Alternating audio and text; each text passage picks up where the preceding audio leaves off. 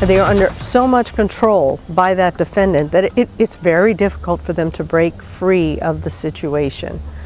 And that's why they really need the community support.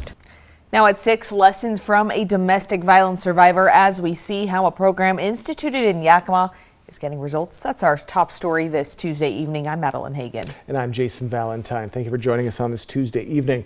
Well, in the past couple of years, the Yakima Domestic Violence Coalition has changed the way the city deals with domestic violence cases. Today, a survivor explained to them just how much. But KapKV's Emily Goodell reports there's also a long way to go, especially when it comes to offenders violating no contact orders while incarcerated.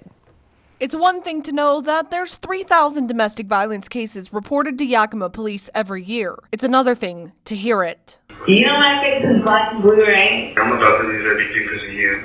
Again. Yakima County jail inmates calling their victims while they're still locked up. Power, control, manipulation. At no point did any of the offenders say, I didn't do it. They all but admitted to it and continued the abusive action by trying to manipulate the case while it was in progress. Black and blue because of you.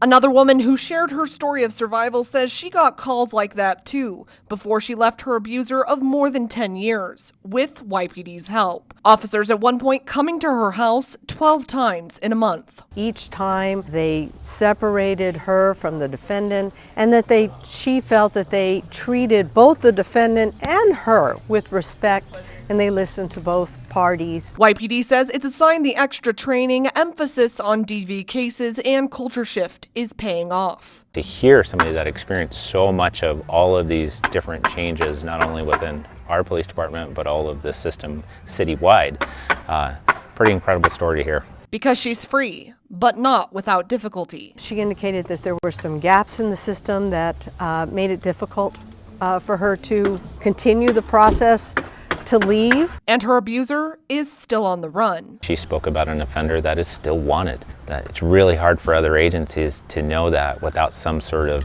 statewide alerting system. And I think that's, in my opinion, should be something that we're doing. Because it just keeps happening over and over. I miss you. Please don't hurt me when you get out. And over again. Go ahead and tell me what happened. He choked me. He kicked me in the stomach. So I just went in the restroom. I just decided I wanted to kill myself because I did not feel good anymore. So, I mean, that's why it matters. In Yakima, Emily Goodell, KapKV Local News.